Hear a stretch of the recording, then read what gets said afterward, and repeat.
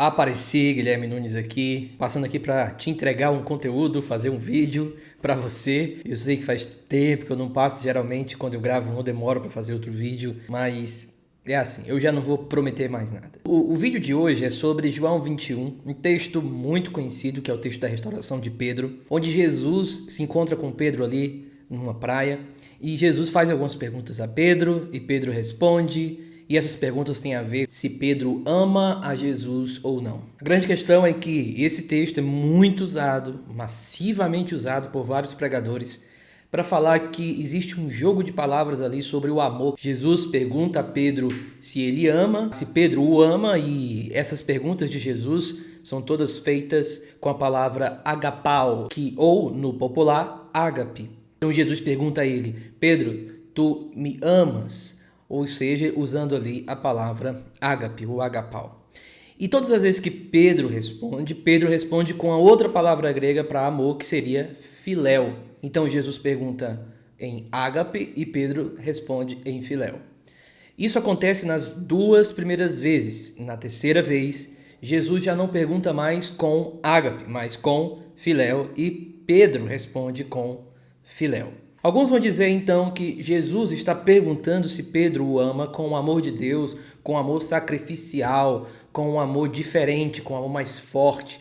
E Pedro está dizendo que não o ama assim. Sendo que na última vez, quando Jesus muda de ágape para filéu, Jesus então baixa o nível e diz: então, Pedro, tu apenas me amas como irmão? Tu apenas gosta de mim? E aí Pedro responde: é isso de fato que eu tenho por ti, eu apenas gosto de você, ou eu te amo apenas como irmão. Então, enquanto Jesus faz as duas primeiras perguntas com ágape e a última com filéu, Pedro responde todas com filéu. Isso fez com que muitos comentaristas, até mais antigos, os mais modernos, não fazem isso. Inclusive os comentários mais modernos, nenhum faz esse argumento de diferença entre esses amores. Mas vamos com calma. Então, para alguns, ágape ou agapau é o amor de Deus, ou no mínimo um amor sacrificial mais forte, mais profundo, e filéu não.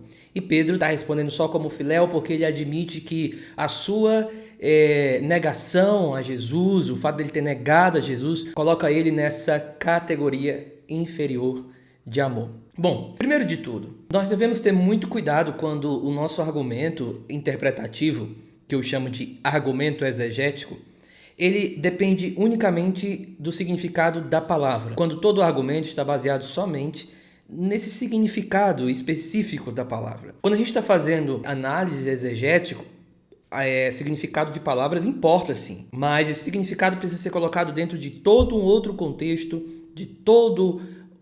dentro de vários outros argumentos para poder fazer sentido. Então, cuidado com argumentos que dependem do significado da palavra em si, somente. Dito isso, a pergunta é: existe mesmo essa diferença no grego entre agapau e filéu, já que no Novo Testamento, pelo menos, não cita a outra palavra que falam, que seria eros? Mas existe essa diferença? E a resposta é que não. O próprio Evangelho de João usa a palavra agapau e filéu de forma intercambiável. Algumas vezes, por exemplo, demonstra que o pai ama o filho, e você pode encontrar essa referência várias vezes no Evangelho de João, e você vai observar que o pai ama o filho, e ali a palavra grega usada é filéu. Então, se a gente fosse colocar essa ideia de amor de irmão somente, ou amor de apenas gostar, não caberia nessa relação do pai com o filho. Uma outra questão é que dentro do próprio texto, quando fala que Pedro se entristeceu por Jesus ter perguntado 3 vezes se ele amava ele.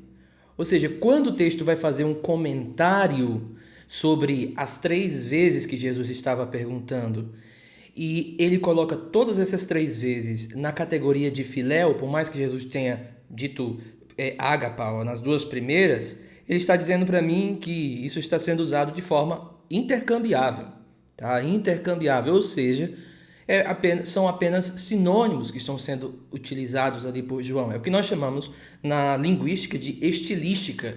Então, para deixar claro, o Novo Testamento usa muito a palavra agapau para falar do amor, na verdade, comum. Agapau era a palavra mais usada para descrever amor no mundo antigo. Então, quando os cristãos pegam essa palavra para se expressarem, tanto para Deus como para outras pessoas, eles não estão pegando porque essa palavra é especial, estão pegando essa palavra porque ela é a mais comum. Por exemplo, quando Paulo diz que Demas amou o presente século, ele fala sobre agapau. Então, se a gente fosse colocar como alguns falam, que é o amor de Deus, não caberia nesse abandono da fé de Demas por amar o mundo. Então, ele amou o mundo com o amor de Deus, não faz tanto sentido. Tudo isso que João está fazendo, fazer esse jogo de palavras, na verdade se encaixa nessa categoria estilística. Pode observar também que quando Jesus pergunta a Pedro e Pedro responde com filéu, Jesus não para por aí, ele não diz, então você não pode apacentar as minhas ovelhas. Todas as vezes que Pedro responde a Jesus, em todas elas, Jesus meio que dá uma autentificação àquilo que Pedro falou. Então, não existe essa diferença de significados, não existe essa diferença entre amor sacrificial e filéu nesse contexto. O autor, como D.A. Carson fala, como muitos outros comentaristas falam, tudo isso tem a ver com sinônimos e tem a ver com estilística. Agora, a gente não pode pegar esse argumento e dizer o seguinte, que João ele só faz esse jogo de palavras parecidas para indicar sinônimos ou a questão estilística ou para o texto não ficar muito repetitivo. Isso seria um reducionismo muito grande. Eu já posso até imaginar pessoas que usavam esse argumento dizendo do que eu vou falar já. Tá vendo? João ele pode também estar usando dessa forma. E não, gente. Sim, João pode usar de estilística a questão, por repetir uma palavra que tem sinônimos ali, só para não se repetir, mas ele também pode fazer algum jogo de palavras para indicar uma outra relação que não é uma relação de sinônimo. E é isso que eu quero mostrar para você. Todas as vezes que Jesus ele fala com Pedro, Pedro responde com um tu sabes, Senhor, que eu te amo.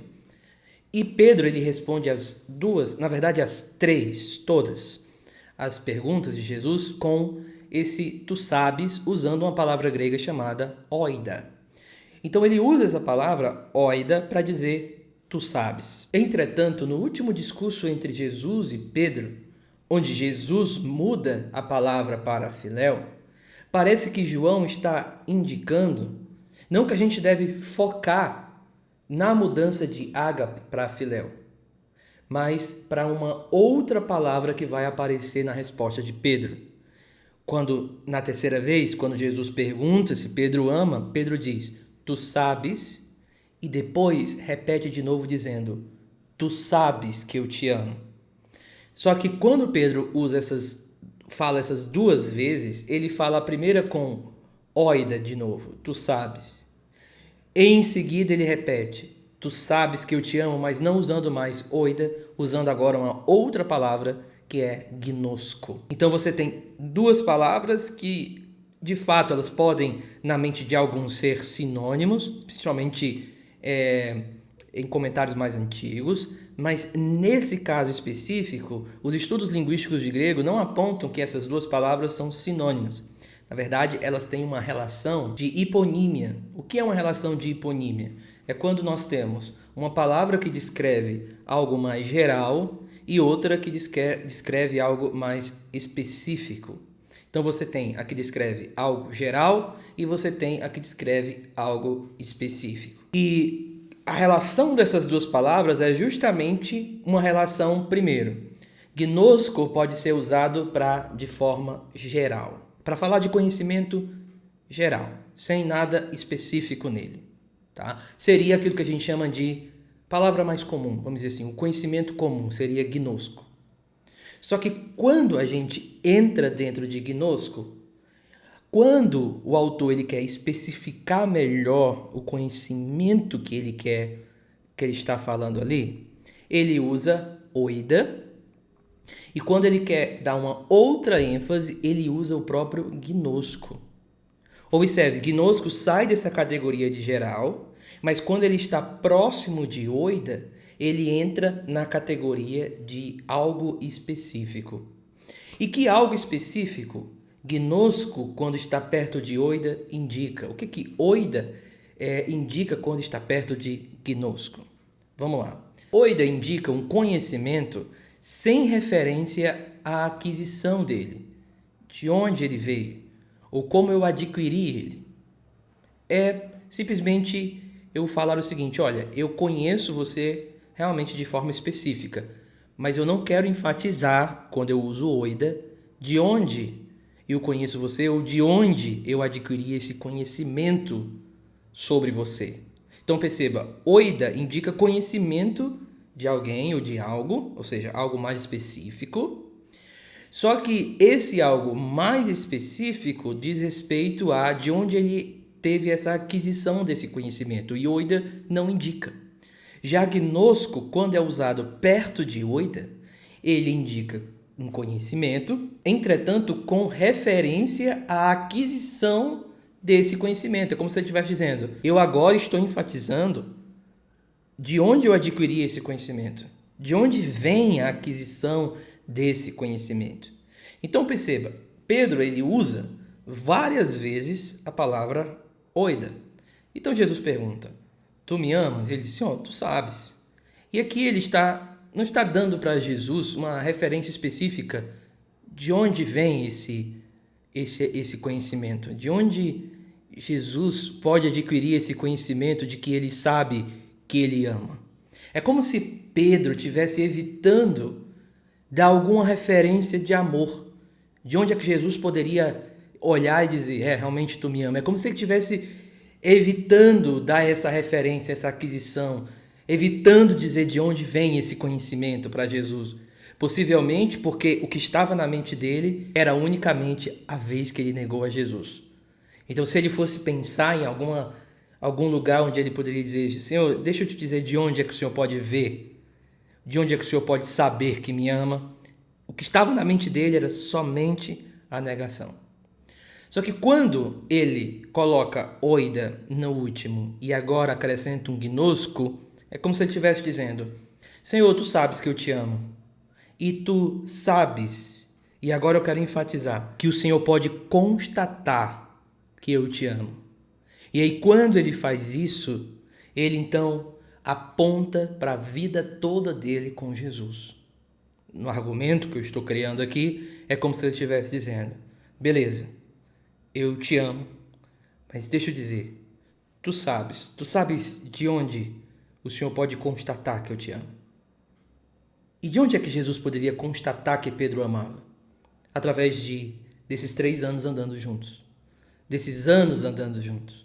É como se agora Pedro, o próprio Pedro, conseguisse tirar o foco ali simplesmente da negação e observar que o amor que ele tinha por Jesus não se resumia àquele momento que foi uma queda para ele, que foi um desastre para ele, mas que o amor dele por Jesus tinha que ser levado em conta por toda a vida dele com Jesus.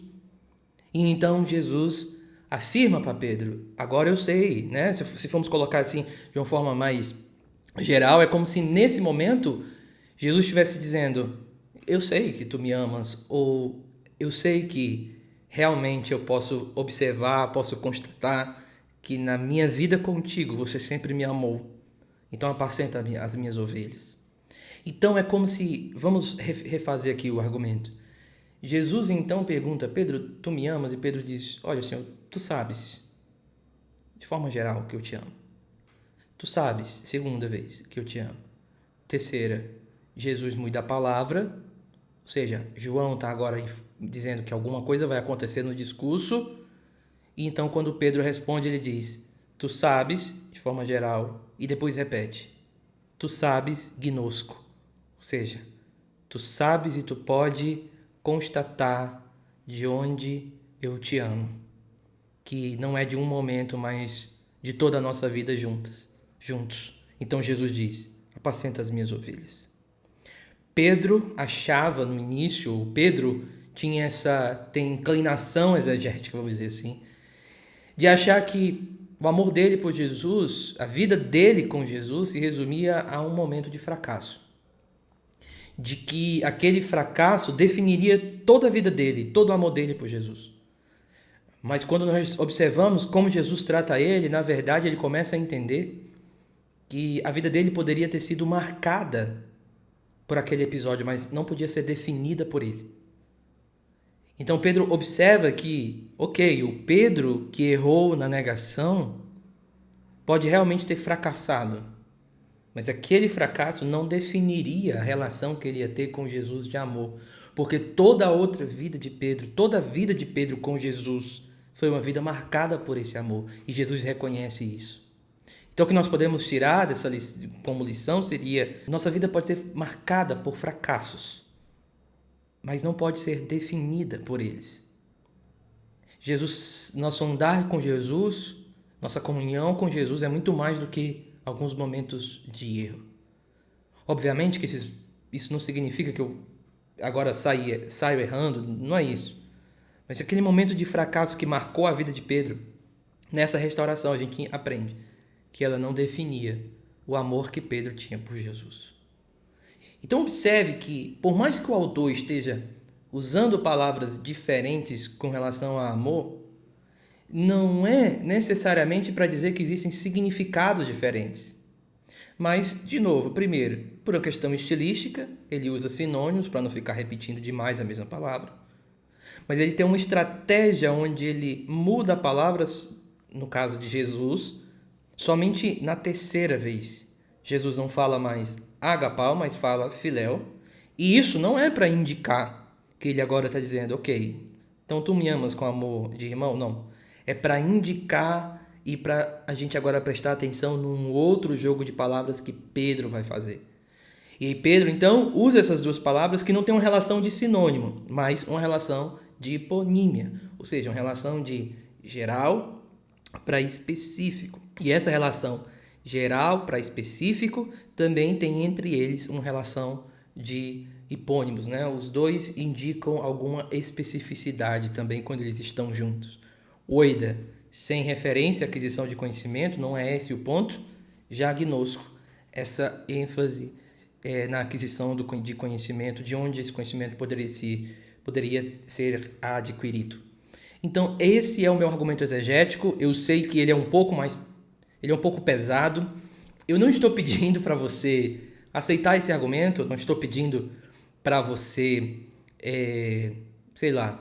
dizer que outros pregadores que falam isso, por serem mais velhos ou já falaram isso, então eles estão certos. Aqui eu estou só colocando essa posição. Também eu não consigo explicar por cada detalhe a questão exegética, as escolhas e tal, num vídeo do YouTube, mas essa é a forma que eu vejo esse texto. Talvez você tenha que voltar um pouquinho para observar alguns detalhes dele para que fique mais claro para você. Mas é isso que eu aprendo na restauração de Pedro. A vida de Pedro pode ter sido marcada por um momento, mas nunca podia ser definida por aquele momento. Deus abençoe.